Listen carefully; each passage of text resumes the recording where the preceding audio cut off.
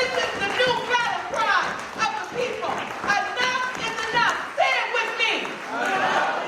Louder. I can't hear you. I can't feel you. All right, let me hear you. We got to feel this thing. We got to believe in this. This is coalition discipline. This is Justice4MarioWoods coalition. This is Nieto coalition. Amilcar Perez coalition. Coming together as one. Because the only way we can say enough is enough and make them hear us. And make them hear us. Is that we have to move as one. One beat, one sound, in unity. Yeah. In unity, black and brown, as we say, B&B, rolling together. So our next speaker is a quiet, gentle soul, but full of strength and courage. And his name is Father Richard. Come on up, Father Richard.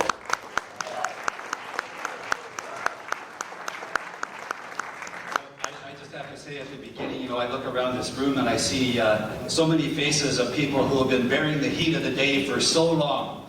And I just have to say I feel both humble and I gotta say a little bit proud to be with you this evening. What an honor. And today I spent part of my day down on 19th and Shotwell. I saw some of you out there today. And this is where Jose was killed today. I could see the blood on the sidewalk. I could see the tents of some of his neighbors in the homeless encampment there. Jose himself, as you know, was homeless, and he hadn't been homeless all that long. He had an apartment down on Van Ness, but they raised the rent. Does this sound familiar? He got evicted, so he was homeless. An immigrant from Mexico, did not speak English. And the word, of course, you heard what the chief said. Does this stop me if you've heard this before. Okay, so this guy, Jose, is wielding a knife at the officers. He's lunging at them.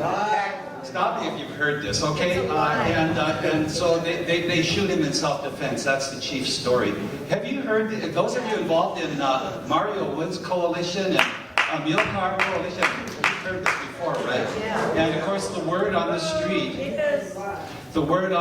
is very different, of course. He did not deserve to die. He didn't wield a knife. He wasn't swinging a knife at anybody. So this is a very familiar story we've heard. And one of the problems that we keep running into, one of the things that makes these heartbreaking tragedies so much more difficult to bear is the fact that we can never get the truth. Right. They keep lying. They keep coming up with stories. In the case of Mario, we saw that video, and the chief keeps saying, don't believe what your own eyes are telling you. Okay? And in the case of Alex Nieto, it took him 9 months before he would even release the names of the officers. And in the case of Amilcar, of course, he started out saying, yeah, he lunged at the officers with a knife until we showed him the autopsy. 6 bullets to the back. How does that work physically? And he's come out with 2 other stories since then. Every time the facts come out a little bit more, he changes his story one more time in order to exonerate the officers. So this has been an ongoing problem, just trying to get to the truth. Our next speaker would be Roberto Hernandez of Alex Nieto Coalition. Roberto.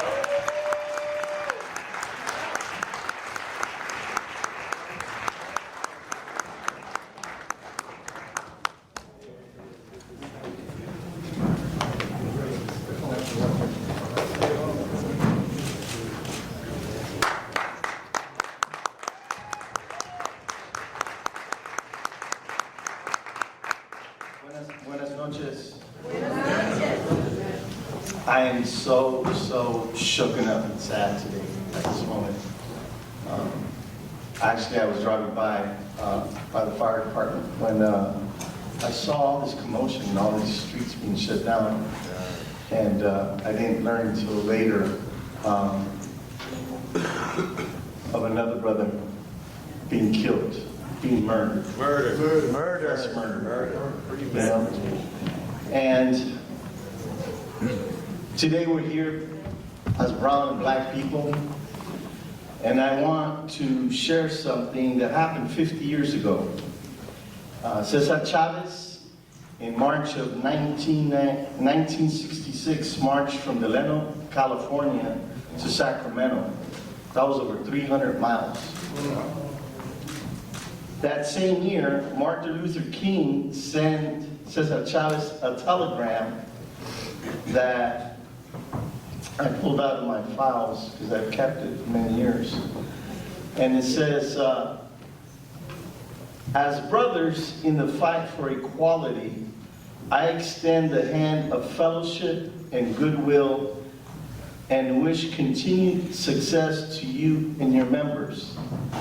The fight for equality must be fought on many fronts: in the urban slums, in the sweatshops of the factories and fields. Our separate struggles are really one. A struggle for freedom, for dignity, and for humanity. You and your fellow workers have demonstrated your commitment to righting grievous wrongs forced upon exploited people. We are together with you in the spirit and in determination. Cesar Chavez wrote about Martin Luther King. It's been our experience that few men or women ever have the opportunity to know the true satisfaction that comes with giving one's life totally to a non-violent struggle for justice. Martin Luther King Jr. was one of these unique servants, and from him we learned many of the lessons that have guided us. For these lessons and for his sacrifice for the poor and oppressed, Dr. King's memory will be cherished in the hearts of the farm workers forever. Amen. So flashback to December 2nd, I think it was a Wednesday, and a very disturbing video got posted to my Facebook by a young man who I mentor in New York City. So I watched the video and I thought it was from New York City, and then I see, oh my God, this is Bayview, this is San Francisco. This coalition started working from that point, helping Mother Woods figure out where her son was, and meeting on December 3rd. There was a vigil at the site where Mario was killed. And from that point on, we've held press conferences, we've held meetings, we've brought public officials to come speak with us, and we have struggled together to try to force accountability for Mario's murder. And to date, there has been absolutely no action, no accountability. I mean, these little appeasements of, passing a Mario Woods Remembrance Day, which is significant and is very important, but it does not bring justice, or passing a resolution calling for a federal investigation, but not actually filing the paperwork that would trigger such an investigation, and then inviting the U.S. Department of Justice COPS office to come do a collaborative review, which is definitely an incremental step in the right direction, but unfortunately that's going to be a 2-year-long process that is going to render recommendations that we, the people, are going to have to hold the police department accountable to, okay? This is not like the recommendations are mandatory, or that the police department go under the jurisdiction of the Department of Justice. This will be suggestions that they can choose to implement or not, and the only folks who can pressure them to do it are people like you and me. So how is that a step in the right direction? You know, and then I follow Mayor Lee on Twitter. So I've been following his posts, you know, and this is just from the month of March. He was in Seattle twice, rallying for Hillary, and then he was in Panama and in Brazil on this extended trip. And I'm like, how is this a priority when you have a situation in our city that is completely unacceptable? You have such a huge rift between the San Francisco Police Department and the public in our city. And just last night, there was a police commission hearing, and I testified at the hearing, and I said, you know what? It's only a matter of time. As long as we allow this culture of impunity and arrogance on the part of SFPD to go unchecked before another killing occurs. And then unbelievably, I'm walking down the street this morning and I get a Facebook post about what happened today right around the corner from here. So I just urge everyone in this room to keep engaged with this movement, knit together, come together, trust each other, care for each other, okay? This is very stressful, and we need to be really, really kind to one another and really caring toward one another, because this is not going to go away overnight. So my name is Tyson Amir, and as Phelicia was saying, I was Mario's teacher. He was a smart dude, smart young man. I met him in some of the most unwanted circumstances. I teach inside jails. So Mario was arrested by the San Francisco Police Department, and he was sent to my facility, San Bruno. As I said, Mario was a smart individual. He wanted to get his high school diploma. Came to my class, I taught mathematics. Spent a lot of time with him, challenged him. Got to see a side that many of us who were introduced to Mario on December 2nd on our social media feeds, we are known. Especially listening to what the media has been saying about him. Calling him a gang member, calling him a drug addict, calling him a thug. He was a beautiful human being.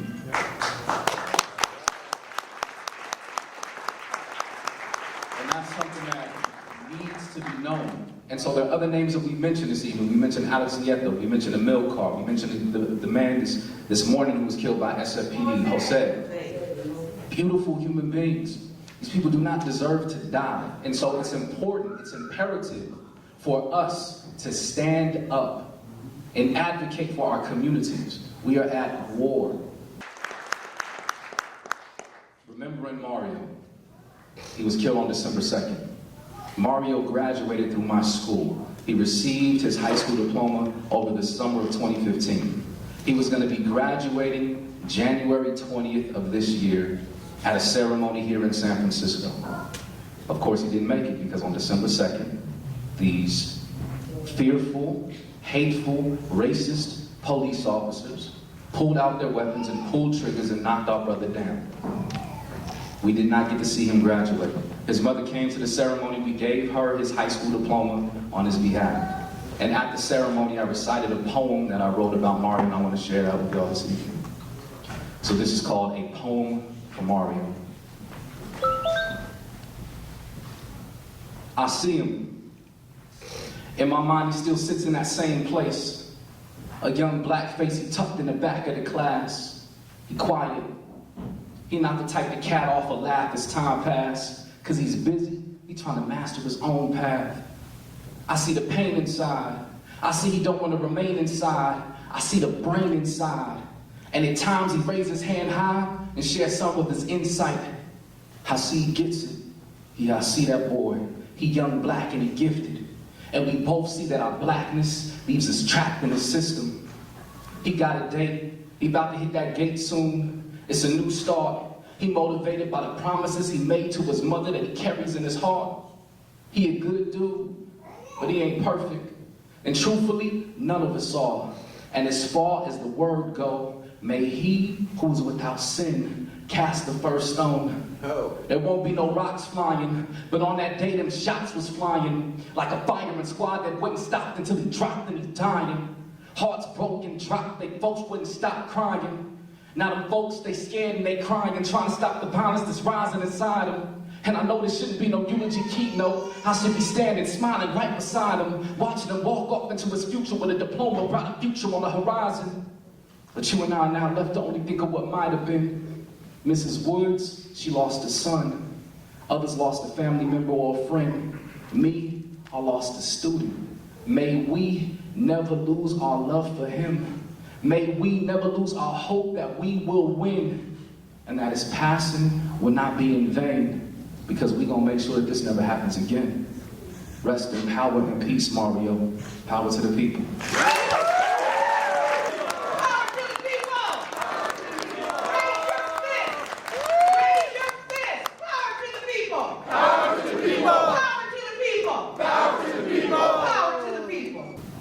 Now look at what you're looking at.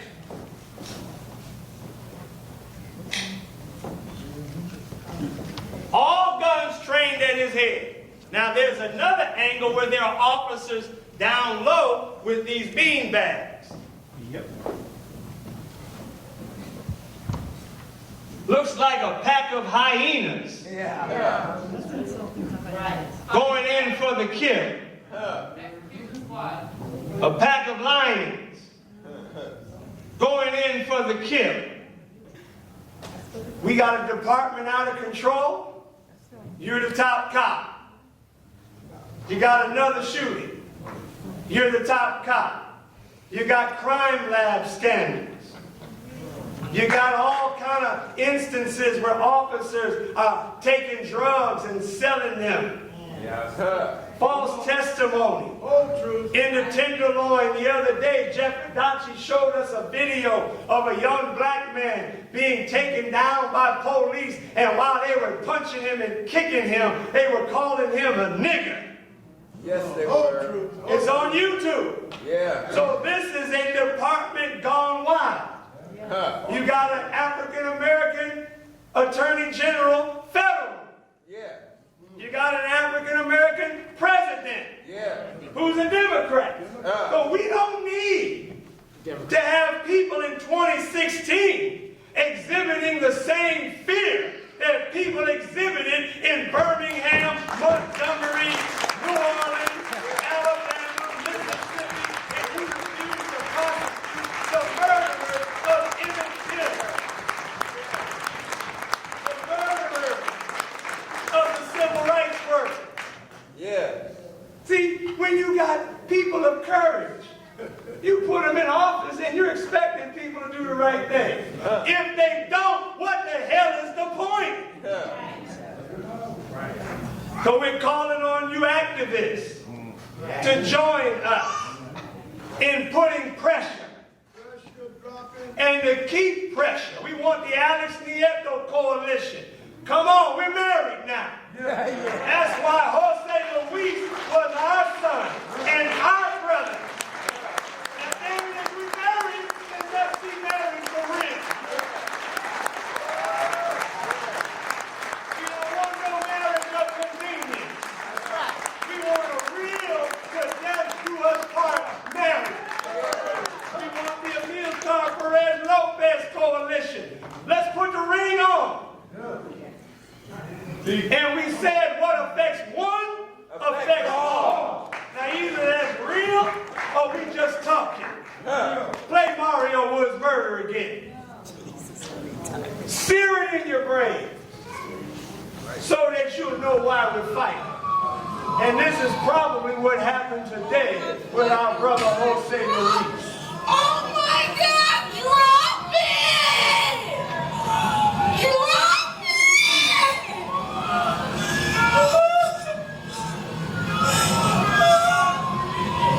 Just drop it! Just drop it! Just drop it! Just drop it!